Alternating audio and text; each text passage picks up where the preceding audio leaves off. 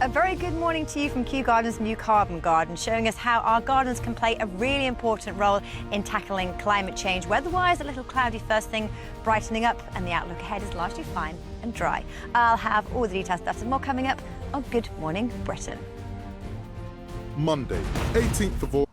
Oh, Thank you. It is absolutely beautiful, and this is their really gorgeous carbon garden. It's completely new, and they've done everything they can to reduce the emissions of this garden whilst making it, including using the old concrete that they dug up, crushing it together to put into the soil to help with drainage. But they're hoping people can think of loads of lovely ideas that they have here to put into their own gardens, because we know that we burn fossil fuels, it produces carbon dioxide that causes temperatures to rise and extreme weather around the world. Well, gardens are an incredible way of absorbing that carbon back into the soil and helping to keep things into balance. So they have beautiful wildflower meadows. Behind me is this giant mushroom. Trees and plants and mushrooms all absorb carbon. And actually the mushroom, the wooden structure in the middle, is made from, because of course trees store carbon, but everything is climate resilient. Everything that's planted here will be sustainable in a much warmer world that we know that's going to be facing. So there's loads of lovely features through the garden. I'll be showing you more of those as we head through the morning. The roof here is tipped, so if it rains, it can help to water the garden. Is there any rain on the way? Here's the all-important details.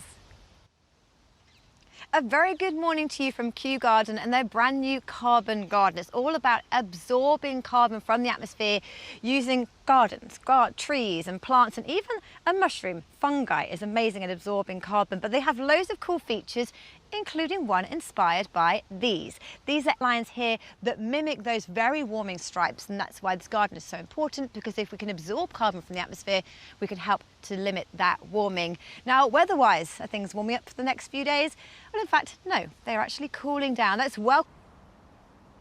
Yes, I'm at their brand new Carbon Garden, which shows the importance that these green spaces have in absorbing carbon from our atmosphere, from trees, for plants, and even fungi here behind me. More on that later on this morning, but weather-wise, first thing today, it is pretty cloudy, and the outlook for the week ahead is largely settled, thanks to a large area of high pressure blocking the advancement of weather fronts, but certainly nowhere near as warm. Well, I'm fighting fit this morning, and I tell you what, that Joey Essex seems like a fun guy, doesn't he? Fun guy. See, I have a giant mushroom here behind me. But Kew Gardens' new Carbon Garden is all about fungi and trees and plants absorbing carbon from the atmosphere, helping to tackle climate change. Now, weather-wise this morning, a little cloudy here first thing. Already signs that cloud's lifting and breaking. It's set to be a day of sunny spells and largely dry conditions, but not as warm as it was last week.